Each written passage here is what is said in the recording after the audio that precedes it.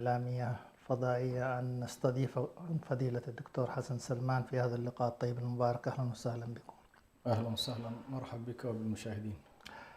يتجدد اللقاء بعد موسم كريم مر علينا قريبا، موسم الحج، وهذا الموسم المبارك بعده يعود الحاج إلى دياره ويعود المسافر إلى وطنه، فحري وقد عدنا والعود أحمد إن شاء الله أن نعرف شيئا من آداب السفر وفوائد السفر، وكيف يكون الحاج أو غير الحاج بعد هذا الموسم الطيب المبارك مما كان فيه من البركات والرحمات، كيف تكون الحال بإذن الله. حول هذا الموضوع إن شاء الله نسعد بأن نجول فيه ونتعرف على بعض الأحكام التي تخص هذه الفترة بعد هذا الموسم الطيب المبارك.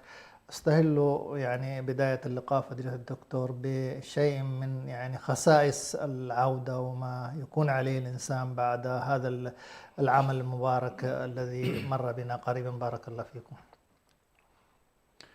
الحمد لله رب العالمين، والصلاة والسلام على رسول الله الأمين وعلى آله وصحبه أجمعين.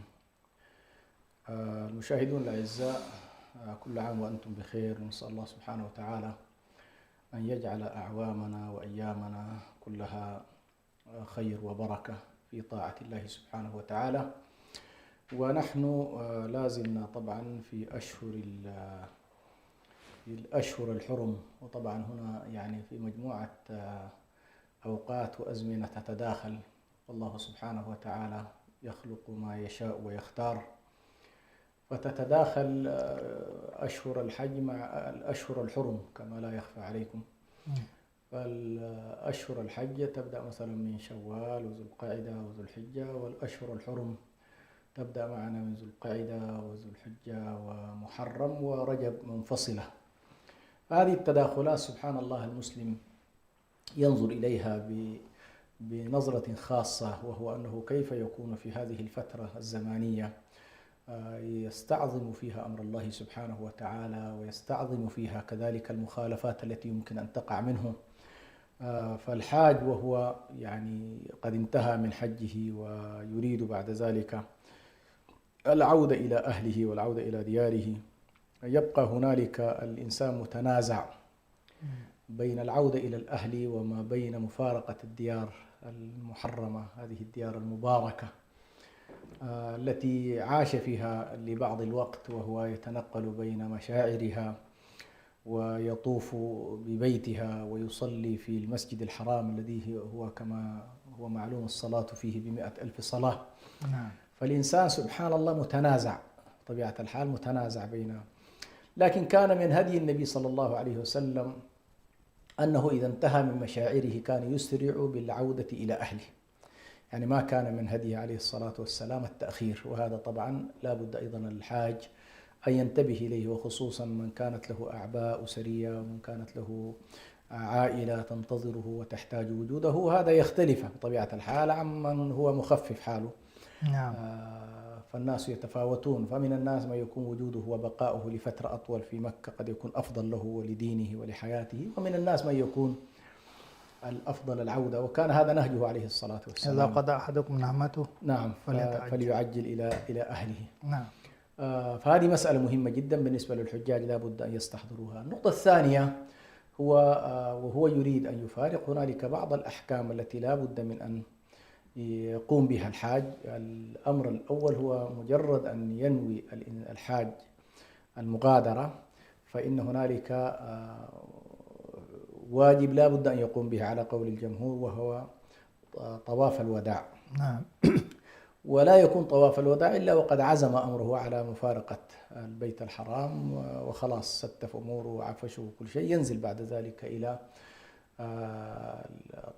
الطواف ويطوف بالبيت، ثم يصلي بعد ذلك أيضا ركعتين ويدعو الله سبحانه وتعالى، ويتجه بعد ذلك إلى سفره وهو عائد إلى أهله.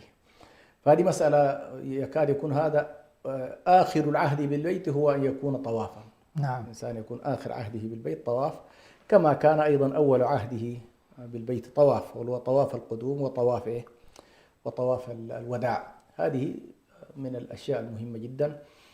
بعد ذلك هنالك على كل بعض الأذكار أو بعض الأدعية التي يعني لا بد منها. الإنسان وهو يعود كلما علا مكانا عاليا كبر، وكلما نزل مكانا واطئا سبح، فهذا أيضا من هديه عليه الصلاة والسلام. ويكثر عموما في عودته من ذكر الله سبحانه وتعالى، ويكثر كذلك من الاستغفار، باعتبار أن الاستغفار هو الفلسفة الدينية المهمة جدا عقب كل الطاعات. لو لاحظنا يعني الاستغفار مواطنه سبحان الله، هنالك نوعين من الاستغفار في كتاب الله: الاستغفار الذي يكون بعد الذنوب، والاستغفار الذي يكون بعد الطاعات.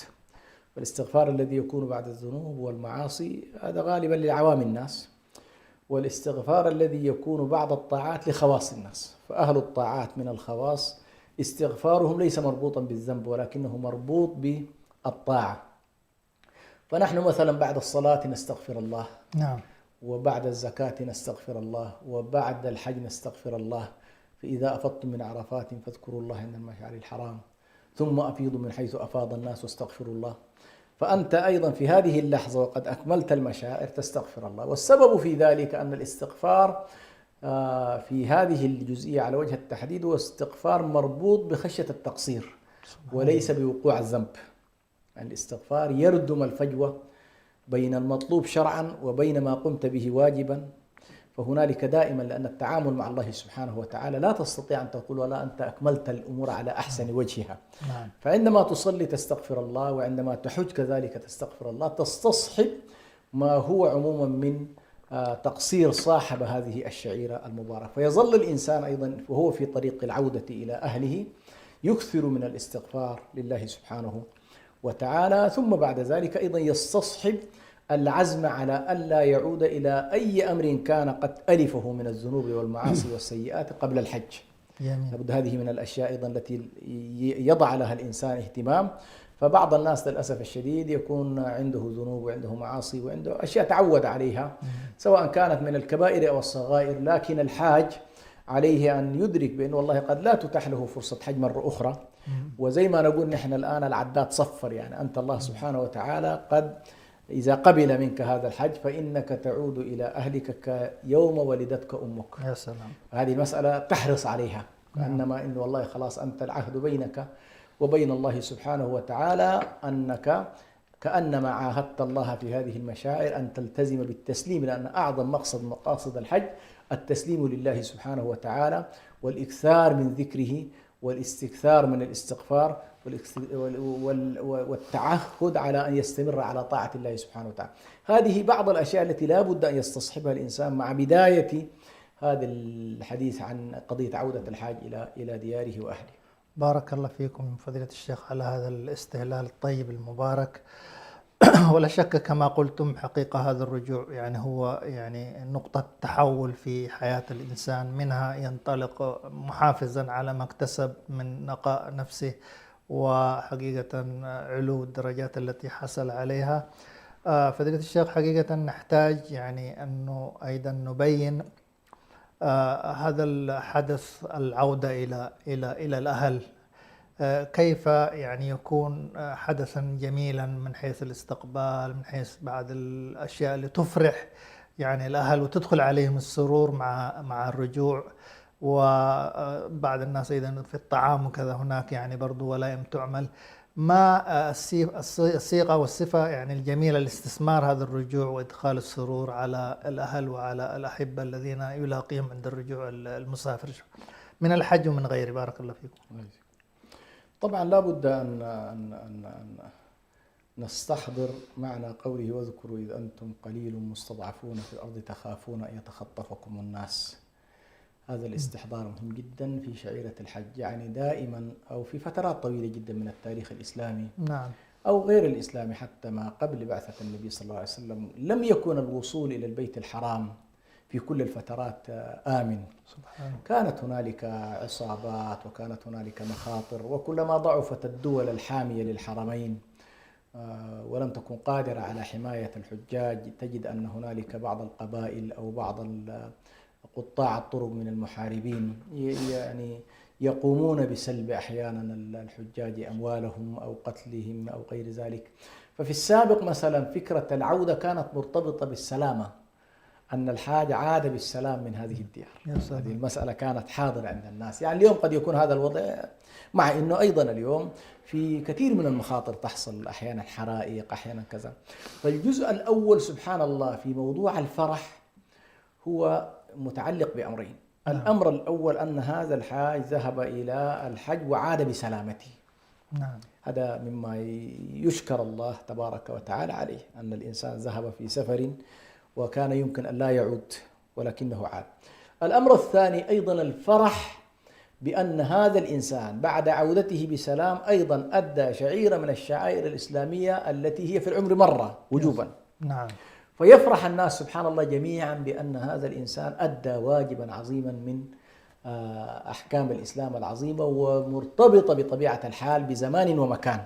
يعني هذه الشعيرة على وجه التحديد يعني لا يستطيع أن يؤديها الإنسان خارج زمانها في الأشهر، وخارج زمانها في الأيام، وخارج أماكنها كذلك من حيث الأمكنة. يعني لا يستطيع الإنسان، يمكن أن يصلي في كل مكان، جعلت الأرض مسجدا طهورا، ويمكن أن يصوم في كل مكان، مش كده؟ ويمكن أن يزكي في كل مكان، لكنه لا يمكن أن يحج في كل مكان، مش كده؟ فمرتبطة كذلك الفرحة بأن هؤلاء يستشعرون هذا المعنى. النقطة الثالثة وهذه مهمة جدا أيضا، هو سبحان الله يلتمس كثيرا منهم، كثير من هؤلاء الذين يستقبلون من الأهل وكذا، يلتمسوا بركة عودة هذا الحاج. لأن هنالك هذه الأرض المباركة فيها أيضا الكثير مما يلتمس. فكثير من الناس أيضا يلاحظ بأن هذا الذي كما نقول عندما ينزل الغيث وتنزل المطر، كان النبي صلى الله عليه وسلم يقول حديثة عهد بربها، مش كده؟ يأتي هذا الحاج وهو حديث عهد بأرض مباركة، بأرض فيها الخيرات، فيها تجليات عظيمة جدا من رحمات الله تبارك وتعالى. فهذا المعنى أيضا مستحضر عند الناس. ولذلك سبحان الله إظهار الفرح بهذا الأمر وإظهار التعظيم له مما يدخل في تعظيم حرمات الله سبحانه وتعالى.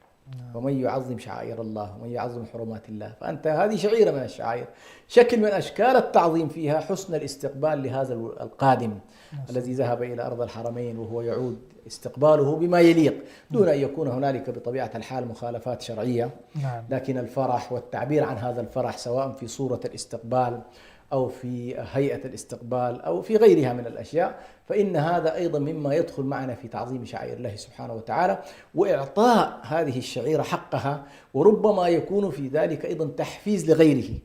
فكثير من الناس أحيانا لا يلتفت إلى هذا المعنى، لكن لما يأتي هؤلاء الحجاج ويفرحون ويعلن الناس فرحهم، ففي ناس من هذه اللحظة يقرروا استعداد للمرحلة السنة القادمة أن يكونوا جزء من هؤلاء الحجاج. فهذه كلها إن شاء الله تدخل معنا في هذا الفرح. وبطبيعة الحال هذا الفرح سيكون مصحوبا ربما يكون مصحوب بعض الأناشيد، هذا وارد، ربما يكون. وهذه طبعا كانت الجواري مثلا في عودة النبي صلى الله عليه وسلم أحيانا من الحج، أحيانا من العمرة، أحيانا من الجهاد، كان بعض الجواري يستقبلنه عليه الصلاة والسلام ببعض الأناشيد ويستقبلنه بالدفوف إلى غير ذلك. فعلى كل الوسائل التي يمكن أن تتخذ في التعبير عن الفرح أيضا هذه مستصحبة. الأمر الثاني أيضا غالبا ما يصاحب عودة الحاج الذبائح أيضا التي يكون فيها إكرام لهؤلاء الضيوف الذين يأتون. هذه طبعا تحتاج على كلنا التنبه إلى بعض الأشياء التي ربما يعني يقوم بها الناس، لكن نلاحظ هنا على كل علينا أن نكون حذرين في أن يكون أولا موضوع الذبح وموضوع الإكرام أن يقصد به وجه الله سبحانه وتعالى، وأن يكون الذبح مراد به وجهه سبحانه، ولكن في نفس الوقت أيضا فيه إكرام للحاضرين وفيه إطعام للضيوف إلى غير ذلك. هذا أيضا من الأشياء التي تفرح الناس وتشعرهم به.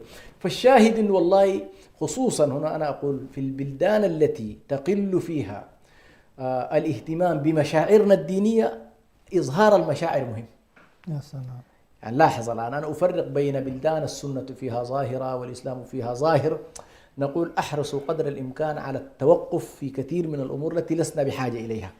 لكن البلدان التي يكون فيها الإسلام محارب والشعائر محاربة وإظهار الشعائر ليس مراد، مهم جدا أن نظهر الفرح بإيه؟ نظهر الفرح بالحجاج وبهذه الشعيرة العظيمة، وأن نظهر أن والله هذا جزء من هويتنا، جزء من ديننا، نفرح به.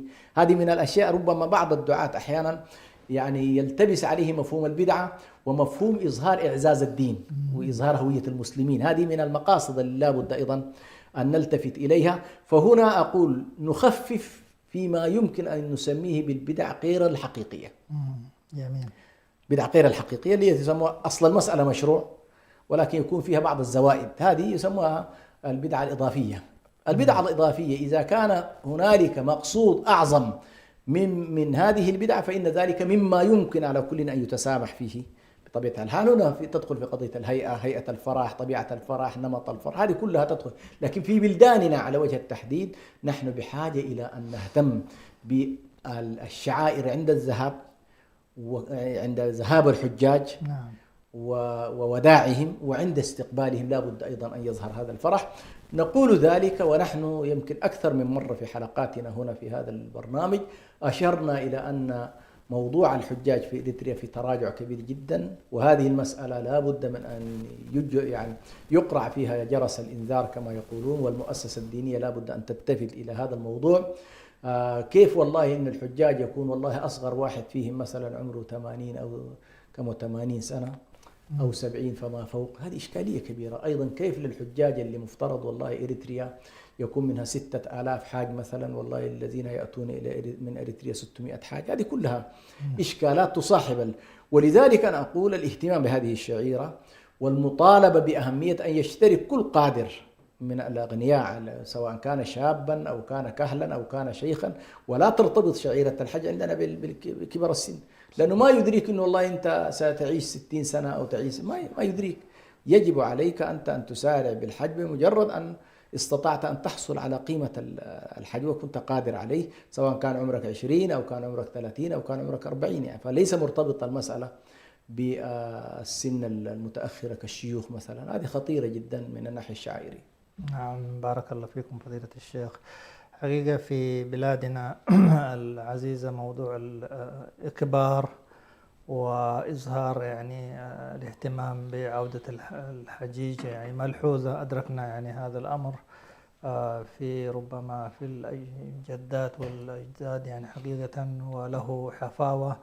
وحتى يعني الإنسان منذ أن يعود يعني يأخذ لقب اسمه حاج. هذه أيضا لعلكم تشيرون إليها، ويعطي هذا الاسم حقيقة عند صاحبه يعني قيمة ونوع من يعني حماية كده يعني معنوية، مما يجعله حقيقة يتنبه على أنه حقيقة الآن في وضع غير حياته السابقة. هذه تحتاج إلى لفتة. ونقطة أخرى أيضا موضوع اللي هي السنة قد تكون مهجورة شيخنا في الرجوع، وهي سنة من الحج ومن غيره اللي هي ركعتي السفر، يعني لو أشرتم إلى هذه النقاط بارك الله فيكم. نعم طبعا، أولا الجانب اللي هو ما يرتبط بالعادات أحيانا والجانب الثقافي وليس الجانب التعبدي. إنه والله كما تفضلت إعطاء الحاج لقب الحاج. طبعا هنا يعني ليس من باب المفاخرة ولا من باب إنه والله إظهار أنك حججت، لكن سبحان الله المجتمعات البدائية البسيطة هذه المسألة لها دلالات كبيرة جدا في نفوسهم. يا سلام. يعني مجرد أن يطلق عليه مثل الشيخ، يا سلام، فإن لفظة الشيخ تلقي بظلالها في الأرياف وفي المناطق في البوادي وضع معين من حيث اهتمامه هو بصفاته وأخلاقه ونمطه وسمته وهيئته.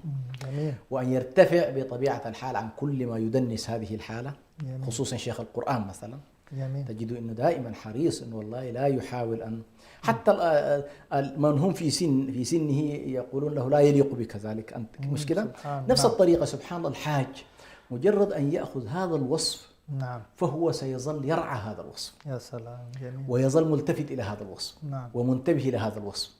ولذلك هذه المسألة كما تفضلت أيضا من الأشياء التي ربما يكون فيها أيضا اهتمام. ويظل سبحان الله يعني أنا لاحظت أدركنا أيضا بعض الأعمام والكبار السن وكذا، يعني هذا الشخص بعد الحج يتغير تماما. يا سلام. نعم. بعد الحج يتغير تماما، يعني تجد أخلاقه تتغير، طريقته تتغير، التزامه بالصلوات يتغير، لأنه بقى حاج ولا يريد كما يقولون ولا يريد أن يلوث حجه بعد ذلك، وهو لأنه ما تتاح لهم الفرصة، كثير منهم حجة واحدة وخلاص يعني مش كده. فيحرصوا على هذا الموضوع. فهذه مهمة أيضا جدا الالتفات إليها، وفي إطارها الثقافي يجب أن تفهم، يجب في إطارها الثقافي أن تفهم بهذا الشكل، ولا تعطى صبغ أخرى، إنه والله ما كان الناس يتسمون بالحج، لا، ليست تعبدية هنا، إنها مسألة ثقافية. في مجتمعات كما قلت لك، مجتمعات ترى بأنه والله تصبغ على من قام بشعائر بعينها صبغة معينة، كما نعطي لقب الشيخ لأوصاف معينة، قد نعطي لقب الحاج أيضا لأوصاف بهذا الشكل يعني. نعم. الأمر الثاني كما تفضلت أيضا بعد العودة، يعني بعد العودة عندك موضوع في السابق مثلا كان النبي صلى الله عليه وسلم ما يأتي من سفر نعم. إلى أهله مباشرة. جميل. وهذا هو الهدي، أيضا نقول هذا هو الهدي. لكن اليوم أيضا الوسائل تطورت بحيث والله يمكن للناس اليوم يكون عندها التلفونات وعندها، فيمكن أن يشعر الإنسان أهله بأنه متى قادم في أي يوم في أي زمان، ليتهيئوا له ويستعدوا لمجيئه وحضوره. ولكن أيضا الهدي يقتضي أن يذهب إلى المسجد ويصلي هناك أيضا ركعتين.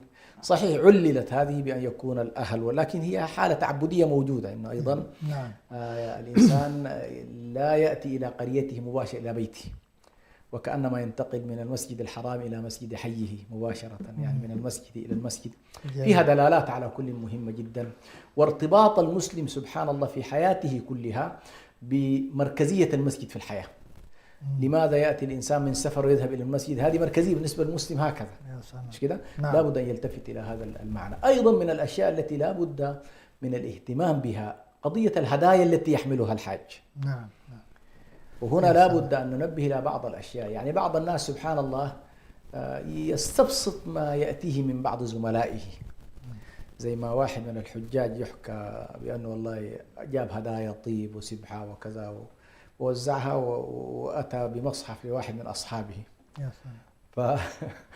فهذا يعني استقل الموضوع، وكأنما يقول له والله يا أخي قال كتاب الله ما بناباه والفيك عرفناها، يعني كأنما والله أنت ما جبتني، بينما هذا أعظم هدية تهدى، أن يأتي إليك الإنسان بمصحف من الأراضي المحرمة والمقدسة، ويهديك سبحة أو يهديك مصحفا أو يهديك ماء زمزم أو يهديك طيب هذه كلها من الأشياء التي أيضا تحبب الناس إلى بعضها البعض. ويظل بعض الناس سبحان الله عالقة في ذهنه هذه الهدية، وتظل ربما بعض الناس أشياء بسيطة، يعني ممكن أنت تشتري أشياء يعني تبقى ولا تستعمل، تبقى أنت تحتفظ بها، مثلا كأن تشتري مثلا قطعة مرسومة فيها الكعبة مثلا، أو مرسومة فيها مسجد النبوي أو هكذا، وتعلقها. تظل هذه أيضا من الأشياء اللي حقيقة يلتفت إليها في مثل هذه المواسم. فالشاهد هنا موضوع الهدايا والاهتمام بالهدايا وما يفرح الناس، وأن تفرق بين الكبير والصغير، فيكون هدايا للأطفال وهدايا للكبار، هدايا تليق بالرجال وهدايا أخرى تليق بالنساء. كل ذلك من الأشياء أيضا المطلوبة والتي تدخل السرور وتدخل الفرح على الناس يعني. بارك الله فيكم فضيلة الشيخ. ونحن نتحدث عن هذه الأوضاع الجميلة للعودة من السفر، ولعله يطيب أن أيضا تشيرون بارك الله فيكم إلى يعني حقيقة فوائد يعني السفر عموما، وخاصة مثل هذه الرحلات الإيمانية. وهنا نشير إلى يعني حقيقة يعني إلى كلام الإمام الشافعي رحمه الله: سافر في الأسفار 5 فوائد: تفريج هم واكتساب معيشة وعلم وآداب وصحبة ماجدي. هذه الأمور الإنسان له مستقر حقيقة في مكان واحد أبد الآبدين قد لا تتاح له، فيعني التشجيع أيضا لسفر العبادة، لسفر الرزق، لسفر العلم، من المفيد أن تبين لنا مثل هذا إن شاء الله. سبحان الله، يعني أمة الإسلام سياحتها في أمرين، نعم، وهو معروف وإن كان لا يعني حصرها. السياحة الأولى هي ما يمكن أن نسميه بالسياحة الدينية الشعائرية، وهي الأرض الحرام، الأرض المقدسة، جميل. الذهاب إلى بيت الحرام، والذهاب إلى المسجد النبوي، والذهاب إلى المسجد الأقصى. هذه سياحة إن صح أن نسميها سياحة شعائرية تعبدية دينية. نعم. النوع الآخر من أنواع السياحة هي السياحة الجهادية، وهو أن المسلمين دائما ينطلقون في كل مكان، يفتحون البلاد، يأمرون بالمعروف، ينهون عن المنكر، يحملون رسالة الله سبحانه وتعالى. نعم. وبطبيعة الحال سبحان الله ستجد الفرق هائلا بين شخص نبت ونشأ وتربى في مكان معين ولم يرى غيره، نعم، وشخص آخر تنقل في البلدان. يا سلام. يعني هنا ذكر 5 فوائد، وذكر في موطن آخر الإمام الشافعي عليه رحمة الله سافر تجد عوضا عمن تفارقه. هنا يتكلم عن أهمية الحركة وترك الركود وترك الخمول في مكان واحد. سافر تجد عوضا عمن تفارقه، وانصب فإن لذيذ العيش في النصب. إني رأيت وقوف الماء يفسده إن سال طاب، وإن لم يجر لم يطب. والسهم لولا فراق القوس والسهم لولا فراق القوس لم تصب. وقال والعود في أرضه نوع من الحطب، يعني ذكر مجموعة من الأشياء. أن العود هذا لولا أنه فارق مكانه لعد واحد من إيه؟ من الترب. قال والتبر كالتبر والتبر كالترب ملقا في أماكنه، مش كده؟ والعود في أرضه نوع من الحطب، مش كده؟ فأنت بين أهلك وديارك شخص عادي يعني. لكن سبحان الله كم من علماء برزوا عندما فارقوا مواقعهم وذهبوا إلى مواقع أخرى وأظهروا علمهم وأظهروا قدراتهم وأظهروا إمكاناتهم، بل ربما ذهبوا وهم بعض الناس عاديين جدا، فانتقلوا إلى تلك الديار وارتبطوا بصحبة عالم وارتبطوا بصحبة ماجد، ووجدوا هنالك الفرص الهائلة جدا. كم من أناس مثلا ممن حملوا الدعوة مثلا دعوة تجديدية إن صح التعبير حول التوحيد وإقامة الدين من جديد، معظمهم لو تلاحظ في إريتريا كان ارتبط الموضوع بالحج. الشيخ صالح طاهر مثلا عليه رحمة الله، والعديد من المشايخ الذين ارتبطت بهم مثلا الدعوة السلفية في إريتريا، معظمهم واليمن منهم أهل اليمن يعني كانوا يقيمون في إريتريا، تجد معظمهم يذهب إلى إيه؟ إلى الحرمين ويتصل بالدعوة هناك ويتصل بأهل الدعوة هناك، ويعودون يحملون معهم رسالة أقل ما فيها رسالة الإحياء والتجديد لهذا الدين. واليوم ما نلمسه من حركة علمية وحركة دعوية معظمها ستجد أن له ارتباط بهذا الجانب. فموضوع أنه والله السفر وأهمية السفر وما ينجم عن السفر هذا جانب، هذا على الأقل جانب فيه السياحة، فيه العلم، فيه المعرفة، فيه اكتساب المهارات والدعوة، فيه أيضا خلينا نقول برضو فيه جانب المنافع الدنيوية. بعض الناس سبحان الله يتحول من حياته العادية لما يذهب إلى أرض الحرمين يجد فرص من ليشهدوا المنافع هذه. فبعض الناس يقول لك والله وجدت فرصة إني أتحول إلى أن أتاجر من أرض الحرمين إلى بلادي مثلا، ويحمل من بلاده أشياء إلى هناك. وهكذا تجد أن المسلم سبحان الله في حركته الدينية والدنيوية يبتغي المنافع، يبتغي وجه الله من جهة، ويبتغي منافع الدنيا أيضا، ولكنها بالتبع إلى بالأصالة. فهذا كله من الأشياء التي ربما يعني الناس بحاجة إليها. أيضا أشير هنا سبحان الله مما كان يلاحظ، ودي يمكن كانت من ضمن الدراسات التي أجريناها فترة من فترات، كان هنالك مثلا خادم الحرمين في فترة من فترات يستوعب عدد من الحجاج الإريتريين على ضيافته. وكانوا سبحان الله معظمهم مسؤولين أحيانا يكونوا في الدولة، والدولة كانت وقتها تستفيد من هذه المنحة لأغراض أيضا تتعلق ببعض الناس كالمرضى واللي عندهم إصابات، لأنه عندما يأتي الحاج في هذه المنحة على وجه يخضع لفحص كامل. يا سلام. فكثير من الناس سبحان الله من مرحلة الثورة عندهم أمراض عندهم كذا، فكان أيضا هنالك علاجات تتم لهؤلاء. لكن الأهم عندي في الموضوع سبحان الله كان الكثير من هؤلاء المسؤولين ما كان عندهم اهتمام بالصلاة ولا اهتمام بالدين ولا. فبعد فترة لاحظت مثلا السفارة السعودية في إريتريا في تلك الفترة، الكلام هذا في التسعينات مثلا، لوحظ بأنه 25% إلى 30% من المسؤولين، لا أتكلم عن العام، بعد أن يذهب إلى الحج ويعود تتغير حياته. سبحان الله. يعني الصورة التي عنده يبدأ بعد كده التزام بالصلوات، يرابط في الصلاة في المكان الذي هو فيها، يصوم، لاحظت؟ جميل. فموضوع أيضا الأسفار هذه فوائدها. يعني شخص مثلا نشأ وهو شاب عادي جدا، التحق بالثورة الإريترية، ما يعرف شيء غير إنه والله أمامه ثورة وأمامه عدو أثيوبي وأمامه ثورة تعبئ نحو تعبئة ماركسية ربما تنكر حتى وجود الله سبحانه وتعالى، ما يعرف شيء. ينتقل من هذا الجو إلى جو آخر. هذا الجو يذكره في إطار المخزون الثقافي، يذكره بأبيه الذي كان في البادية يذكر الله في الصباح ويهلل ويقول لا إله إلا الله محمد رسول الله. هذه الذكريات كلها تبدأ تنتعش من دواخله. وكما يقال بأن الإنسان سبحان الله في دواخله يهتف دوما بالمعنى كما يقول علي عزت بيغوفيتش، فالمعنى في دواخله حاضرة، يبحث الإنسان عن معنى لحياته. الإنسان سبحان الله الذي لا يستحضر الدين ولا يستحضر معنى الدين ولا يستحضر معنى الآخرة ولا يستحضر معنى ما بعد الموت، هذا الإنسان يقولون فاقد المعنى. حياته بلا معنى. يعني في النهاية كأنما هو والله يأكل ويشرب ويتمتع، هذه دي ما حياة البهائم، مش كده؟ يعني ما الفرق بينك وبين؟ لذلك الله سبحانه وتعالى لما ضرب المثال للكافرين قال أولئك كالأنعام بل هم أضل، مش كده؟ نعم.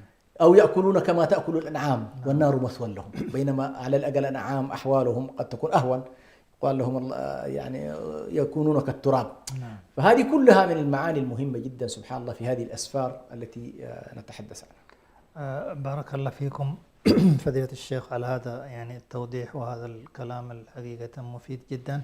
لعلنا يعني أن نعرج إلى قضية أن الإنسان حقيقة وقد أكرمه الله عز وجل بهذا الخير وبهذا يعني حقيقة الصفاء وهذا الإيمان المتجدد. ما العوامل التي تساعد حقيقة مثل هذا الحال للحاج أو لمن أيضا عاش هذا الموسم المبارك حتى يعني من غير الحاج، حتى بإذن الله يعني يظل محافظا حقيقة على هذه المكاسب، يعني قضية الرفقة القديمة مثلا، قضايا يعني تجعله حقيقة أساسيات يتمسك بها حتى يستمر إلى أن يلقى ربه. بارك الله فيكم. هو عموما في قاعدة مهمة جدا بعد كل طاعة لابد أن نستحضرها، وهو نعم. كثير من الناس ينشغلوا بقضية القبول. سبحان الله. أقول لك والله هل تقبل مني أم لا؟ والله سبحانه وتعالى أعطانا مؤشرات، أعطانا علامات. جميل. كلنا نحن في النهاية خاضعين لرحمة الله، لا ندري ما يفعل بنا، ولكن نسأل الله سبحانه وتعالى أن يعاملنا بعدله ورحمته وفضله وإحسانه. جميل. وأن لا يعاملنا بما نحن أهله، فنحن أهل المعاصي والذنوب، والله سبحانه وتعالى أهل التقوى وأهل المغفرة. لكن سبحان الله هنالك بعض المؤشرات التي ربما يعرف بها الإنسان هل والله تقبل الله منه أو لم يتقبل منه، وهو انظر إلى حالك قبل الحج وحالك بعد الحج.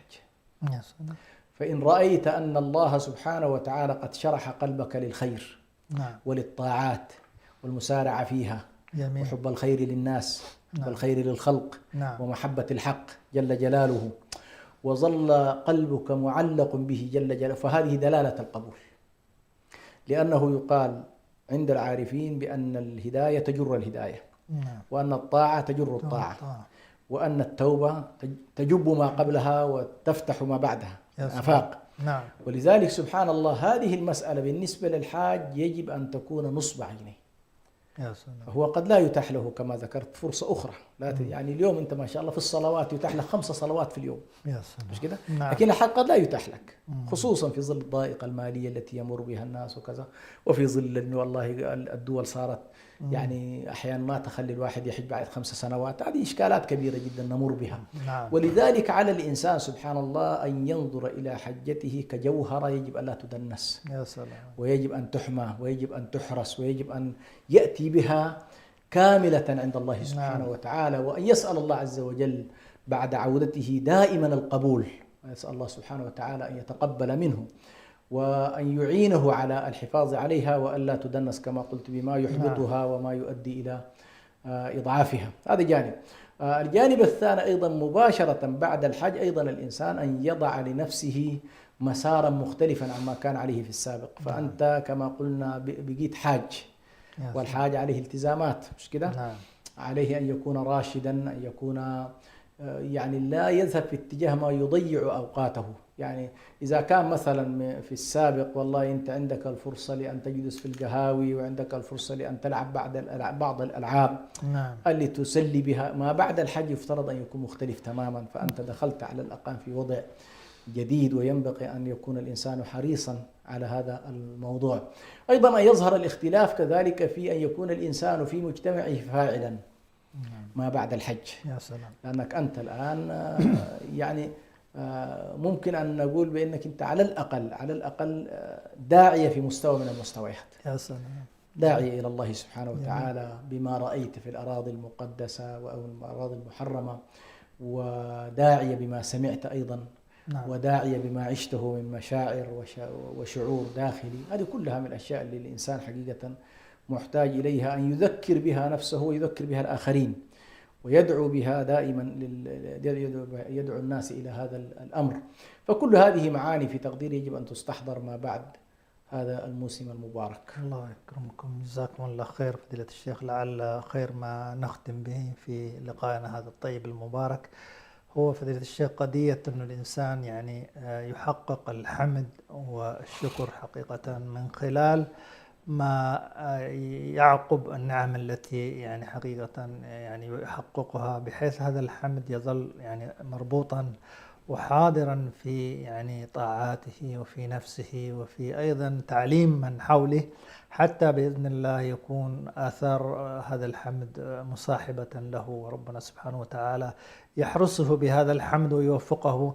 فأختم لنا إن شاء الله بأن الإنسان يظل يعني أن هذه النعمة حرم منها حقيقة الكثير، وربما جاءتهم الوفاة وربما منعتهم موانع مادية أو غيرها.